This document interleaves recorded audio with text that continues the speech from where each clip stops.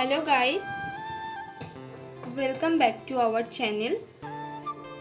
কেমন আছো বন্ধুরা? আশা করছি তোমরা সবাই খুব ভালো আছো। আজকে আমরা আর একটা রেসিপি নিয়ে চলে এসেছি, কাবলি ছোলার ঘুগনি।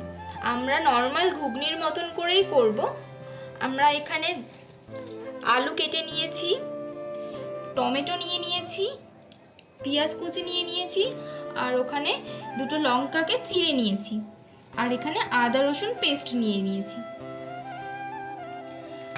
আমি কাবলি ছোলার ঘুগনি বানানোর জন্য এখানে পরিমাণ মতো সর্ষের তেল দিয়ে দিলাম।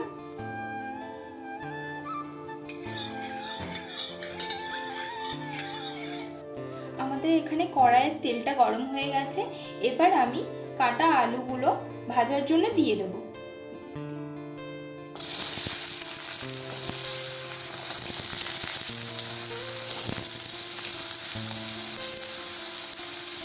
একটু নুন দিয়ে দিলাম, একটু হলুদ দিয়ে দিলাম।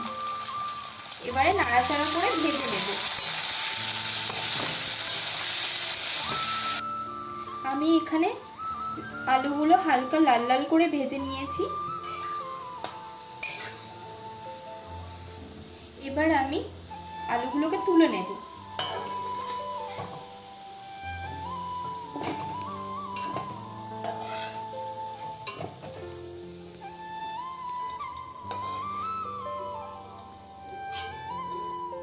এবার আমি ওই কড়াইয়ে আবার একটুখানি তেল দিয়ে দেবো।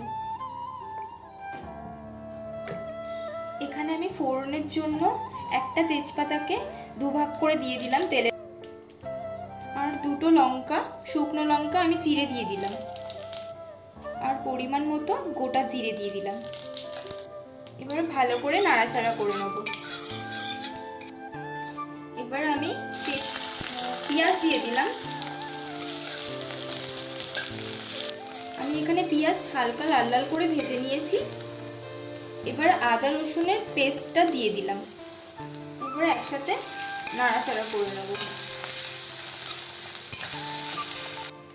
আমি এখানে একটা পাত্রে পরিমাণ মতো নুন নিয়ে নিলাম, পরিমাণ মতো হলুদ গুঁড়ো নিয়ে নিলাম, পরিমাণ মতো লঙ্কার গুঁড়ো নিয়ে নিলাম, আর পরিমাণ মতো জিরে গুঁড়ো নিয়ে নিলাম।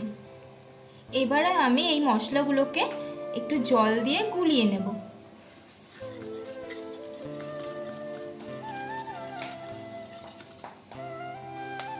এখানে আমার মশলাগুলো হালকা করে ভেজে নিয়েছি। এবার আমি এই মশলাটা দিয়ে দেব।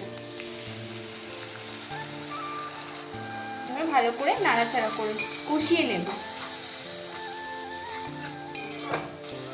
এখানে আমি মশলা ধোয়া জলটাও দিয়ে দিলাম। এবারে একসাথে ভালো করে নাড়াচাড়া করে কষিয়ে নেব।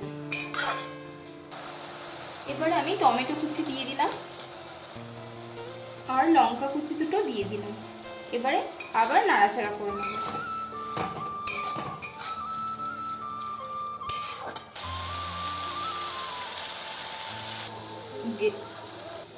এখানে আমাদের মশলাটা কষিয়ে নেওয়া হয়ে গেছে। এখানে তেল ছেড়ে দিয়েছে মশলা থেকে। এবার আমি ভাজা আলুগুলো দিয়ে দেবো।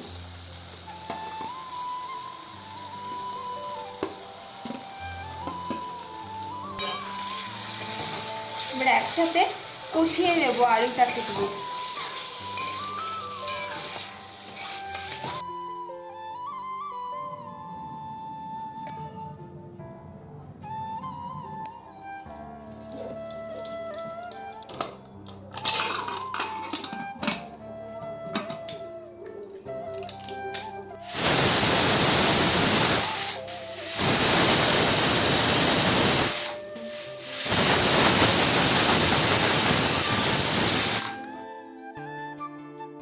এখানে আমি কাবলি ছোলাগুলো 6টা সিটি দিয়ে সেদ্ধ করে নিয়েছিলাম নুন আর হলুদ দিয়ে।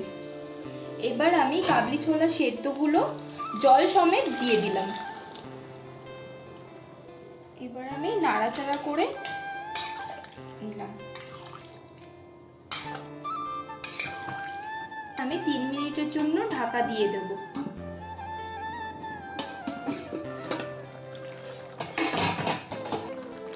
ঢাকাটা খুলে নিয়েছি।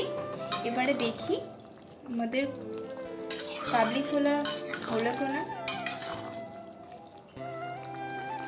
আমাদের কাবলি ছোলার ঘুগনি কমপ্লিট হয়ে গেছে।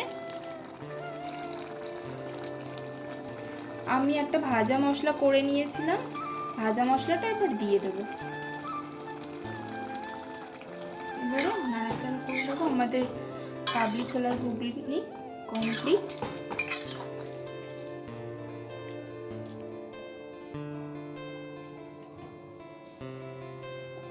আমি এখানে কাবলি ছোলার ঘুগনিটা অন্য একটা পাত্রে ঢেলে নিলাম।